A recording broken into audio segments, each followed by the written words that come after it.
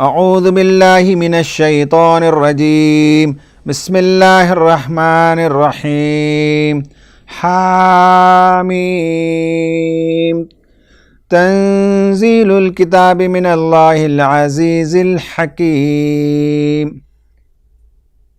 ناظرین، پارہ نمبر 26 اس کا خلاصہ آپ کے سامنے پیش کیا جائے گا۔ اس میں 6 صورتیں آتی ہیں۔ ان میں جو آیتیں آ رہی ہیں وہ مطالبہ کرتی ہیں کہ ان کے ساتھ انصاف کیا جائے، لیکن ہماری مجبوری یہ ہے کہ ہر صورت کے لیے 5 منٹ سے زیادہ وقت نہیں ہے، اس لیے اختصار کے ساتھ اس کا خلاصہ بیان کیا جائے گا۔ یہ بھی حوامیم میں سے ایک حامیم ہے۔ اس کی شروعات میں اللہ نے کہا کہ آسمان و زمین کو اس نے حق کے ساتھ پیدا کیا۔ تم جن کو خدا کا شریک اور ہمسر ٹہراتے ہو، اگر انہوں نے کائنات کے کسی جز کو پیدا کیا ہو تو لاؤ دلیل، یا تو کوئی لکھی ہوئی سند لے آؤ یا کوئی قولی دلیل لے آؤ، لیکن تم یہ لا نہیں سکتے۔ تم رسول صلی اللہ علیہ وسلم کے بارے میں یہ کہتے ہو کہ وہ افترا پردازی کرتے ہیں، جھوٹ گھڑتے ہیں، نعوذ باللہ، نہیں، بلکہ وہ ایک دعوت لے کر آئے ہیں جو برحق ہے، اور آپ کی دعوت کی تعلیمات غور کریں گے تو فطرت کی آواز ہے۔ اس میں سے ایک کا تذکرہ اللہ تعالیٰ نے فرمایا، اور وہ یہ کہا کہ ہم نے انسانوں کو حکم دیا کہ اپنے والدین کے ساتھ حسن سلوک کریں، اور بالخصوص والدہ کا تذکرہ کیا اور بتایا کہ حملتہ امہ کرہا ووضعتہ کرہا وحملہ وفصالہ 30 شہر۔ ماں باپ کا درجہ بچوں کے نزدیک یکساں ہے، اور بچوں پر لازم ہے کہ دونوں کا احترام کریں، دونوں کی خدمت کریں، لیکن ماں 3 اسپیشل کام کرتی ہے۔ ایک، حمل اٹھاتی ہے۔ حمل کا اٹھانا انتہائی ایک تکلیف دہ زمانہ ہوتا ہے۔ ماں جو کچھ کھاتی ہے وہ بچہ چوس لیتا ہے، اور ماں اپنی انرجی سے ایگزاسٹ ہو جاتی ہے، نفسیاتی مسائل کا بھی شکار ہوتی ہے، خواب پریشان بھی دیکھتے رہتی ہے، اسٹریس کا بھی وہ شکار ہوتی ہے، بہت مرحلے سے وہ گزرتی ہے، حمل اٹھاتی ہے۔ دوسرا، وہ وضع حمل کے وقت جب بچہ دنیا میں آتا ہے اور برتھ کینال سے پیدا ہوتا ہے تو وہ وقت ہوتا ہے جب یا تو بچہ موت کا شکار ہو جائے یا ماں مر جائے، دونوں کے لیے بڑا ہی رسکی موقع ہوتا ہے، لیکن ماں اس مرحلے سے بھی گزرتی ہے، اور اس کے بعد بچے کو دودھ پلاتی ہے تقریباً 2.5 سال 2 سال تک، سب ملا کر اللہ تعالیٰ نے کہا کہ 2.5 سال لگتے ہیں، یعنی 30 مہینے کے آس پاس یہ پورا پروسیس ہوتا ہے۔ ماں دودھ پلانے کا جو عمل کرتی ہے وہ بھی ایگزاسٹنگ ہے، انرجی اس میں لگاتی ہے، اور بچے کے لیے بہت ہی بہترین خوراک فراہم کرتی ہے، جس میں بچے کی غذائی تمام ضروریات فراہم ہو جاتی ہیں، اور بچے کو بیکٹیریل انفیکشن بھی نہیں ہوتا، بچے کا پیٹ بھی بھرتا ہے، اور سارے ریکوائرمنٹ پورے ہوتے ہیں۔ یہ کام، عظیم کام ماں کرتی ہے، اور ہم نے حکم دیا ماں باپ کے ساتھ حسن سلوک کریں۔ بچوں کا معاملہ ہوتا یہ ہے کہ جب جوانی کو پہنچتے ہیں تو وہ سمجھتے ہیں کہ ہم ماں باپ سے زیادہ آگے ہیں اور ایڈوانسڈ ہیں۔ حقیقت یہ ہے کہ اللہ تعالیٰ نے ہم کو پیدا کیا آج کے زمانے کے لیے، اور نوجوانوں کو، ہماری اولاد کو پیدا کیا آگے کے زمانے کے لیے۔ جب آگے کے زمانے کے لیے پیدا کیا تو سائنس اینڈ ٹیکنالوجی اور نالج وہ ہم سے آگے ضرور ہوں گے۔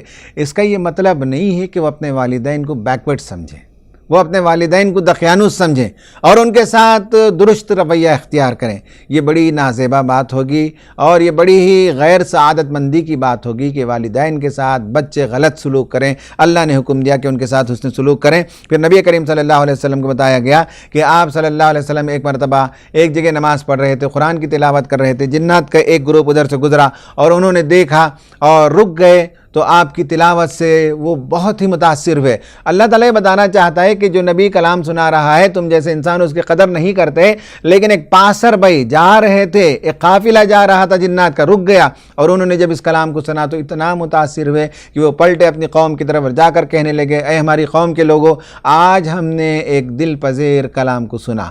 حضرت موسیٰ علیہ السلام پر جو کلام نازل ہوا، اس کے بعد ایسا شاندار کلام سننے کو موقع ملا جو ہمیں ہدایت کی راہ دکھاتا ہے، اور ہمیں اس کے مطابق اپنی زندگیوں کو درست کرنا چاہیے، اور وہ جو داعی ہیں اس داعی کی آواز پر ہمیں بھی لبیک کہنا چاہیے۔ اس کے علاوہ اس کی دعوت کا ایک حصہ یہ ہے کہ وہ ایک خدا پر ایمان لانے کی دعوت دیتا ہے، اس کے علاوہ کوئی خدا نہیں ہے، لیکن لوگ ہیں کہ گمراہی کا شکار ہیں۔ اس کے بعد اللہ تبارک و تعالیٰ نے جنت و جہنم کا ایک چھوٹا سا تذکرہ کیا، اور آخر میں آپ صلی اللہ علیہ وسلم کو تعلیم دی کہ فَاصْبِرْ كَمَا صَبَرَ أُولُو الْعَزْمِ مِنَ الرُّسُلِ، رسولوں میں جو اولو العزم رسول گزرے ہیں ان کی طرح آپ صبر کیجئے، وَلَا تَسْتَعْجِلْ لَهُمْ، اور جلدی نہ کیجئے، جن کو ایمان لانا ہے وہ لائیں گے، اور جن کے لیے آخرت میں جو وعدہ کیا گیا ہے جہنم کا، اس کے لیے اپنے اعمال کو بگاڑ لیں گے، ان کا انجام وہی ہوگا۔ اور قوم فاسق کے علاوہ اللہ تعالیٰ کسی کو ہلاک نہیں کرتا۔ حضرات، اس کے بعد ایک سورت آ رہی ہے اور وہ ہے سورہ محمد۔ یہ مدنی سورت ہے۔ اس سے پہلے آپ نے دیکھا جب گروپ ختم ہوتا ہے تو ایک مدنی سورت آئی سورہ نور، ایک مدنی سورت آئی سورہ احزاب، لیکن یہاں 3 مدنی سورتیں آتی ہیں، سورہ محمد اور سورہ فتح، سورہ حجرات۔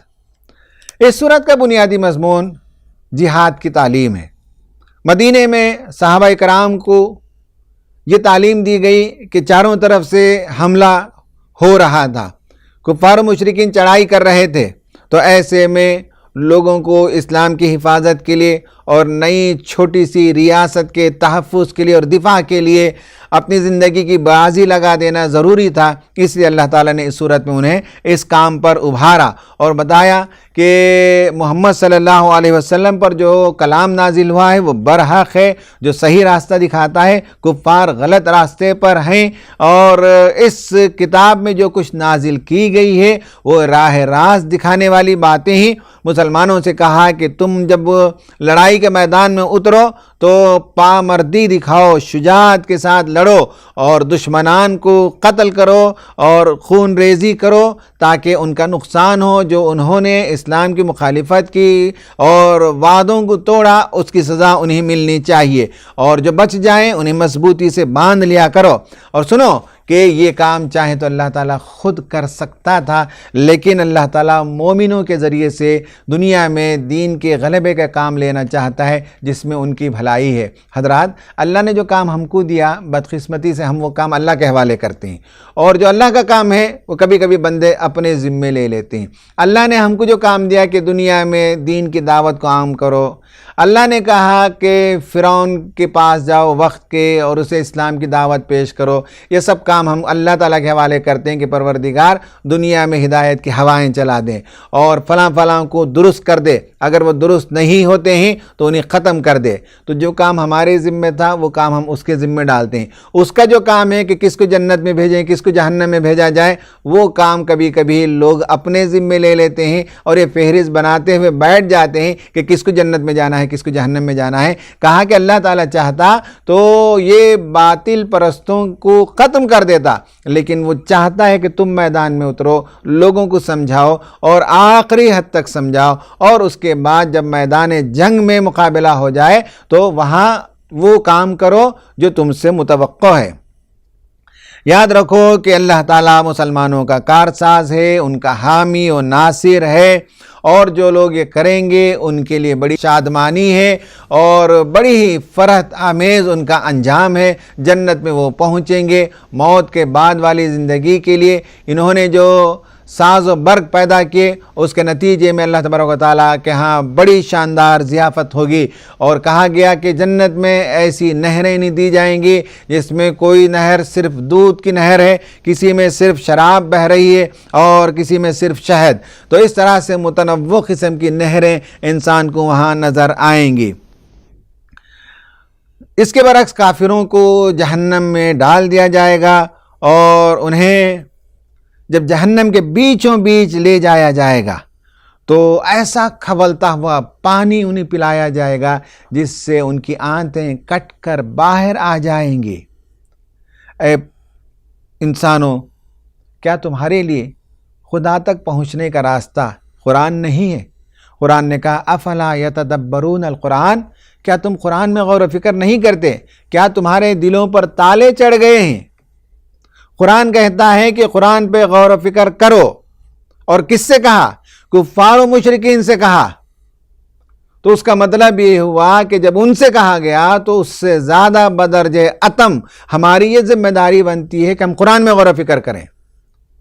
اور کیسے ہمیں کبھی غلط رہنما مل جاتے ہیں جو قرآن میں غور و فکر سے روک دیتے ہیں اور کہتے ہیں کہ قرآن میں غور و فکر کرنے سے گمراہ ہو جائیں گے، اور اللہ تعالیٰ گمراہوں سے کہتا ہے کہ قرآن میں غور و فکر کرو تو راہ راست پا جائیں گے۔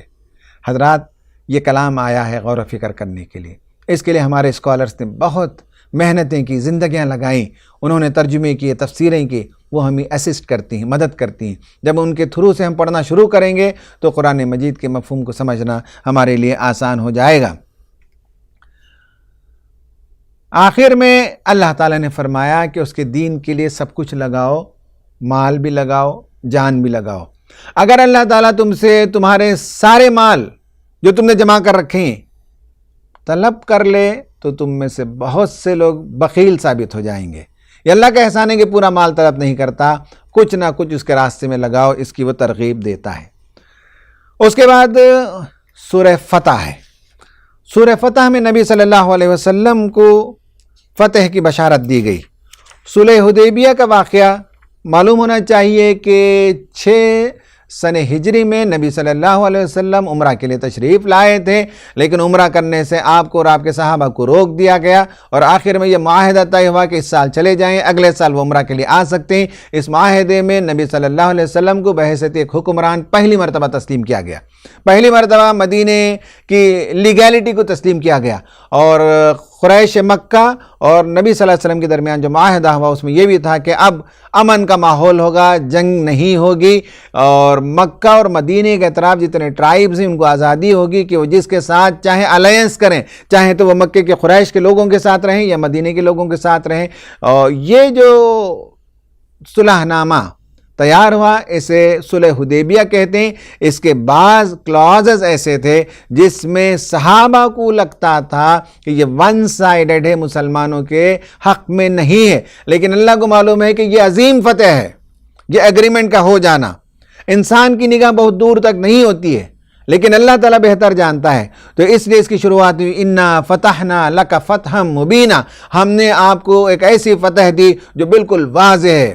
اس کے بعد اس فتح کے سلسلے میں اللہ تعالیٰ نے بتایا کہ اس سے اللہ تعالیٰ چاہتا ہے کہ مومنوں کی مغفرت ہو اور ایمان میں اضافہ ہو، دلوں میں سکینت نازل ہو جائے، جنتوں میں داخل ہوں اعمال صالح کے نتیجے میں، اور یہ ان کے لیے سب سے بڑی کامیابی ہوگی۔ اور اس معاہدے کے بعد منافقین کا پول بھی کھل کر سامنے آ جائے گا، ان پر اللہ تعالیٰ کا غضب ٹوٹ پڑے گا، جہنم میں وہ جائیں گے۔ اللہ تعالیٰ آسمان و زمین کی تمام فوج کو، لشکر کو اپنے ہاتھ میں رکھتا ہے۔ لوگوں، ہم نے رسول کو تمہارے لیے شاہد، بشیر، نذیر بنا کر بھیجا، تمہاری ذمہ داری ہے کہ تم رسول پر ایمان لے آؤ، اس کی عزت کرو، اس کی توقیر کرو، اس کی مدد کرو، اور اللہ تعالیٰ کی تسبیح صبح شام بیان کرو۔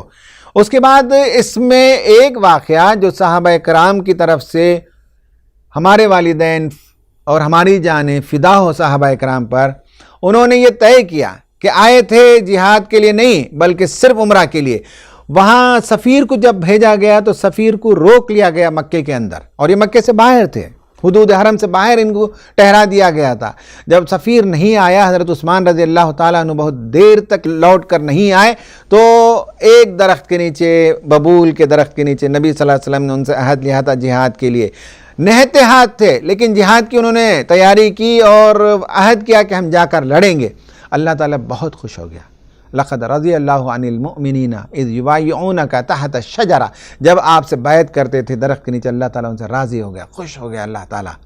یہ صحابہ کرام کو بشارت دی۔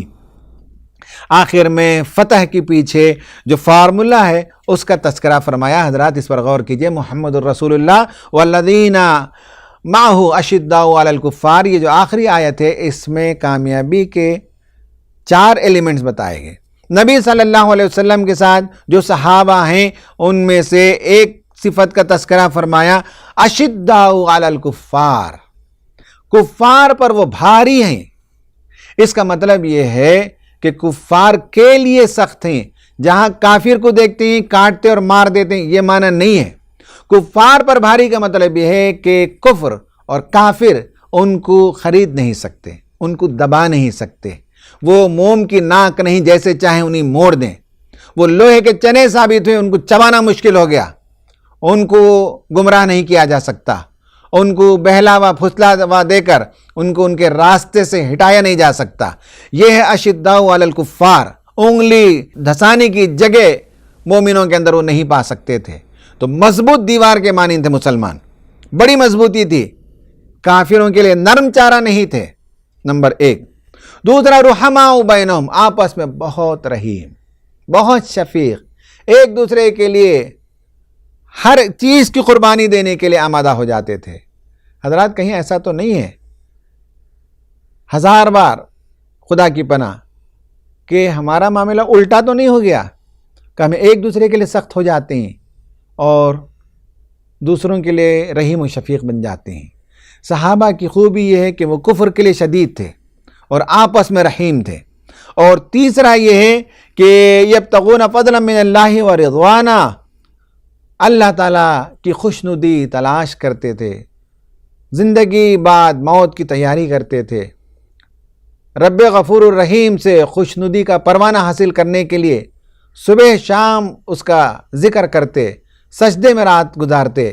ان کے چہروں پر، ان کی پیشانیوں پر نماز کے نشانات ظاہر ہونے لگے یا چہرے سے بھی نور ظاہر ہونے لگا. تیسری خصوصیت ہے رب سے لو لگانے والے، رب سے محبت کرنے والے اور اللہ کی عبادت کرنے والے اور روحانی پاور والے، اندر سے روحانی قوت رکھنے والے. اور نمبر 4 اور آخری بات یہ ہے کہ صحابہ کرام ایک بیج کی مانند ہیں کہ وہ ایک بیج کو زمین میں بوتے ہیں تو اس سے جو ہے بالیاں نکلتی ہیں اور 100 دانے لگتے ہیں تو 100 میں کنورٹ ہو جاتا ہے.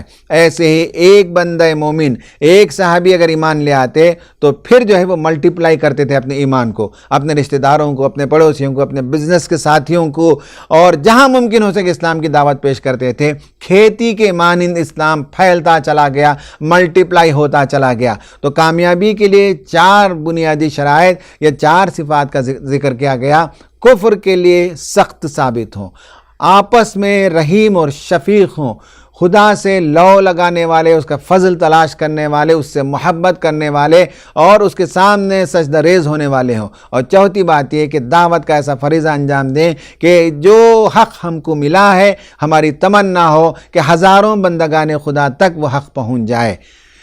اس پر یہ صورت ختم ہوتی ہے اور اس کے بعد سورہ حجرات ہے. سورہ حجرات میں سوشل ایٹیکیٹس بتائے گئے کہ نبی صلی اللہ علیہ وسلم اس میں جو احکام آئے ہیں 10 احکام وہ آپ کے سامنے میں گن کر بتا دیتا ہوں.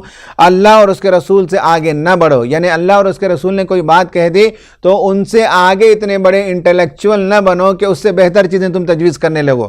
بہت سے لوگ ایسے ہیں کہ خدا اور رسول کی تعلیمات کے آ جانے کے باوجود وہ سمجھتے ہیں کہ یہ پرانے زمانے کی باتیں ہیں، آج کے نئے زمانے میں اس میں تھوڑا سا ماڈیفیکیشن ہونا چاہیے، اور بہت سی نئی باتیں بیان کرتے ہیں. یہ خدا اور اس کے رسول سے آگے بڑھنے کے برابر ہے. خدا اور رسول نے جو حدود ہمارے لیے متعین کر دیے اس کے اندر ہمیں زندگی بسر کرنی چاہیے. نمبر 2، رسول کے سامنے اپنی آواز کو نیچی رکھیں، عام لوگوں کی طرح رسول سے بات نہ کریں، عام پولیٹیکل پارٹیز کے لیڈرز کی طرح نہیں، عام کسی قومی اور قبیلے کے سردار کی طرح نہیں. آپ کا مقام بہت اونچا ہے اور آپ کے آگے گستاخی سے بات کرنے کا نتیجہ یہ ہوگا کہ تمہارے اعمال ضائع ہو جائیں گے.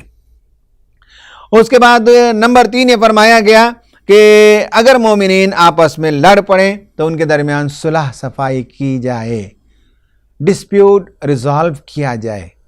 یہ بہت ضروری ہے. امت میں جب بھی آپ دیکھیں کہ ہمارے جو مستند ادارے ہیں یا امت کی صفوں میں کہیں ڈسپیوٹ پیدا ہوتا ہو تو یہ بھی ہمارا کام ہے کہ ہم آگے بڑھیں اور لوگوں کے درمیان صلح صفائی کریں. نمبر 4 یہ ہے کہ کوئی بھی فاسق خبر لائے تو چھان بین کر لینی چاہیے، چیزوں کو جانچ لینا چاہیے، سورسز کو ویریفائی کر لینا چاہیے. حضرات ہمارے نوجوانوں کی ایک عادت ہے، جیسے ہی سوشل میڈیا میں کوئی بات پڑی پھٹ سے فارورڈ کر دیا 100 لوگوں کو، اور جب ہم پوچھتے ہیں کہ اس کا سورس کیا ہے تو ایز ریسیوڈ. بھائی ایز ریسیوڈ بھیجنے کی کیا ضرورت تھی؟ پوسٹ مین تھوڑی ہی ہے. کہ جو آیا وہ لے جا کر پہنچا دینا ہے، اندر کا مضمون نہیں پڑھنا ہے، سند نہیں دیکھنی ہے۔ اگر فارورڈ کرنا ہو تو پہلے سورس کو جان لیں اور سورس میں معلوم کریں کہ وہ مستند سورس ہے کہ نہیں ہے۔ یہ بتایا گیا ہم کو، یہ مومنوں کا طریقہ ہوتا ہے کہ بات کرتے ہیں تو پختہ کرتے ہیں، اور کسی چیز کو آگے پہنچاتے ہیں تو بڑی ذمہ داری کے ساتھ آگے پہنچاتے ہیں۔ نمبر 5 یہ کہا گیا کہ کوئی کسی کا مذاق نہ اڑائے۔ ہمارے سماج کے اندر ایک دوسرے کا احترام باقی رہنا چاہیے، کوئی کسی کا استخفاف نہ کرے، کوئی کسی کی تذلیل نہ کرے۔ لیکن کبھی کبھی افسوس ہوتا ہے کہ ایسے ایسے کلپس دیکھنے کو ملتے ہیں کہ ایک گروہ دوسرے گروہ کے خلاف بہت ہی سخت زبان میں لعن طعن کرتے ہیں تاکہ حکومت کے لوگ خوش ہو جائیں اور ان کے لیے کچھ دنیاوی فوائد ہو جائیں، اور مسلمانوں کی ہوا اکھڑنے کا باعث بن جاتے ہیں۔ کوئی کسی کا مذاق نہ اڑائے، کوئی کسی کا استخفاف نہ کریں۔ مسلمانوں کے درمیان صفوں میں تعظیم و تکریم ہونی چاہیے۔ اس کے بعد نمبر 6 کہا گیا کوئی کسی کو طعنہ نہ دے۔ نمبر 7 برے القاب سے نہ یاد کریں۔ نمبر 8 گمان نہ کریں چونکہ بعض گمان گناہ ہوتے ہیں۔ نمبر 9 ٹوہ میں نہ لگیں، تجسس میں نہ جائیں۔ اور نمبر 10 غیبت نہ کریں۔ آخر میں ایک انقلابی آیت آئی، یا ایھا الناس انا خلقناکم من ذکر و انثی وجعلناکم شعوبا وقبائل لتعارفوا ان اکرمکم عند اللہ اتقاکم۔ کہا کہ اے انسانوں سنو، ہم نے تم کو ایک مرد اور ایک عورت سے پیدا کیا، اس کے بعد تمہاری ذات برادریاں جو بنا دی ہیں وہ ایک دوسرے کے تعارف کے لیے، نہ کہ ایک دوسرے پر تفاخر کے لیے۔ یہ اگر مسلمانوں میں کہیں آپ پاتے ہوں تو سمجھ لیجئے کہ یہ جاہلیت ہے۔ اگر کوئی ذات برادری ہے تو یہ پہچان کے لیے ہے، یہ تعارف کے لیے ہے، یہ لینیج معلوم کرنے کے لیے ہے۔ اس سے کسی کی برتری اور کسی کا شریف اور کسی کا رذیل ہونا ثابت نہیں ہوتا۔ ایمان اور اللہ تعالیٰ کا تقوی یہی اصل معیار ہے انسانوں کو جانچنے کے لیے۔ اس کے بعد بدوؤں کے بارے میں یہ کہا گیا کہ وہ آپ پر احسان رکھتے ہیں، وہ احسان نہ رکھیں، انہوں نے سر تسلیم خم کیا ہے، سرنڈر ہوئے ہیں۔ ایمان ایک الگ چیز ہے اور اسلام ایک الگ چیز ہے۔ مسلمان ہونا، اسلام لے آنا، یعنی یہ ہے کہ اسلام کی بڑھتی ہوئی قوت کے آگے انہوں نے تسلیم کر لیا آپ کی رسالت کو۔ لیکن ایمان ایک الگ چیز ہے۔ ایمان کو بیدار کرنے، ایمان کو جگانے، ایمان کو پختہ کرنے کی انہیں فکر کرنی چاہیے، اور اسلام کا احسان مجھ پر نہ رکھیں۔ اللہ کا احسان ہے کہ اللہ تعالی نے تم کو اسلام کی توفیق عطا فرمائی۔ اس پر یہ گروپ جو توحید کا تھا ختم ہوا۔ اس کے بعد 6واں گروپ شروع ہوتا ہے جو آخرت کا ہے۔ اس آخرت کے گروپ کی شروعات سورہ قاف سے ہوتی ہے، اور سورہ قاف کا مضمون قیامت ہی پر، آخرت ہی پر مشتمل ہے، کہ لوگوں کو عجیب لگتا ہے کہ ان کے پاس ایک منذر آ گیا اور وہ قرآن لے کر آ گیا۔ یہ کافر کہتے ہیں یہ تو ایک عجیب چیز ہے۔ یہ کہتا ہے کہ ہم مر کر گل سڑ جائیں گے، ہماری ہڈیاں بوسیدہ ہو جائیں گی، اس کے بعد بھی ہم کو اٹھا کر کھڑا کر دیا جائے گا۔ یہ تو بہت ہی ناممکن بات ہے جو یہ شخص عرض کر رہا ہے۔ کہہ دیں ان سے کہ ہم ہر چیز کو جانتے ہیں، ہم نے ہر چیز کو گن رکھا ہے اور جوڑ رکھا ہے، اور ہمارے پاس ایک محفوظ کتاب میں ہے، ہم جب چاہیں گے ان سب کو جمع کر لیں گے۔ کیا تم آسمان و زمین پر اور اس کو کیسے بنایا گیا ہے اس کو نہیں دیکھتے، اور کیسے ہم نے اسے مزین کیا ہے، کیسے ہم نے زمین کو بچھایا ہے، اور تمہارے لیے اس میں پہاڑوں کو گاڑ دیا ہے، اور طرح طرح کے انواع و اقسام کے پھل اور اناج تمہارے لیے پیدا کر دیا ہے۔ اور فکر کرنے والوں کے لیے آخرت بعد موت کی زندگی کے بارے میں رسول جو کہتا ہے اس کو سمجھنے کے لیے یہ نشانیاں کافی ہیں۔ اور اس کے بعد اللہ تبارک و تعالیٰ نے بتایا کہ ہم تمہاری گردن کے رگ سے، رگ گردن سے، شہرک سے زیادہ قریب ہوتے ہیں۔ جب جان کنی کا عالم ہوتا ہے تو ہم تم سے زیادہ قریب ہوتے ہیں، کوئی اور قریب نہیں ہوتا۔ اور اس کے بعد انسان کی جان لے لی جاتی ہے، کھینچ لی جاتی ہے۔ اس کے بعد قیامت کے دن جب کھڑا کر دیا جائے گا تو اس کا تذکرہ آیا کہ ہر آدمی جب اپنی قبر سے اٹھے گا تو ہر آدمی کے ساتھ 2 فرشتہ ہوگا۔ ایک فرشتہ وہ یا تو زنجیر پہنانے والا ہوگا، یا نیک لوگوں کے ساتھ جس طرح باڈی گارڈز ہوتے ہیں، سیکیورٹی گارڈز، تکریم کے لیے، عزت کے لیے وہ ہوگا۔ اور ایک نامہ اعمال لے کر چلے گا، ریکارڈ لے کر چلے گا. جب کیسے کوئی آفیسر چلتا ہے تو باڈی گارڈز بھی ہوتے ہیں اور اس کے اسسٹنٹ بھی ہوتے ہیں جو اس کے فائل لے کر چلتے ہیں. مومنین ہوں گے تو باڈی گارڈز ہوں گے اور فائل لے کر چلنے والے فرشتے ہوں گے. کافر ہوں گے تو داروغہ ہوں گے جو ان کو اریسٹ کر کے لے جا رہے ہوں گے، اور فرشتے ہوں گے جو ساتھ میں ان کا نامہ اعمال لے کر جا رہے ہوں گے. اور اللہ تعالیٰ کے حضور انہیں کھڑا کر دیا جائے گا. اس دن ان کی آنکھیں پتھرا جائیں گی اور ان کا حساب کتاب جب ہو جائے گا تو ان کی اصل جگہ جس کی انہوں نے تیاری کی تھی دنیا میں وہ ہے جہنم، وہاں لے جا کر پھینک دیا جائے گا. لیکن جہنم ایسی وسیع و عریض ہوگی کہ جتنے کفار و مشرکین، جتنے سرکش شیاطین، جتنے طاغی باغی تھے، سب کو لینے کے بعد بھی مزید کہے گی حل من مزید، مزید کچھ اور ہے، میرا پیٹ خالی ہے، اور اگر کوئی طاغی باغی ہو تو اے پروردگار دے. جہنم یہ خدا سے استغاثہ کرے گا. اس کے بعد مومنوں کے بارے میں کہا گیا کہ جو قلب منیب لے کر آئیں گے ان کو ادخلوہا بسلام ذالک الیوم الخلود، سلامتی کے ساتھ داخل ہو جائیے جنت میں، اور یہاں ہمیشہ ہمیشہ تمہیں رہنا ہے. کتنی قوموں کو، مضبوط قوموں کو ہم نے اٹھا کر پٹخ دیا، ان کا تذکرہ اللہ تعالیٰ نے کیا اور آج وہ خاموش ہیں. آسمان و زمین کو ہم نے 6 دنوں میں پیدا کیا، کوئی لغو کام ہم نے نہیں کیا بلکہ سب کام ایک حکمت کے تحت ہم کرتے ہیں. آخر کار جس دن قیامت کو برپا کریں گے بس ایک ڈانٹ ہوگی، اس کے بعد ساری زندگی کی رونق بجھ جائے گی، پھر اس کے بعد لوگ میدان محشر میں جمع کر دیے جائیں گے. خواتین و حضرات، اس کے بعد آخری سورت سورہ زاریات، اس کا تھوڑا سا حصہ اس پارے میں ہے اور تھوڑا سا حصہ بعد والے پارے میں.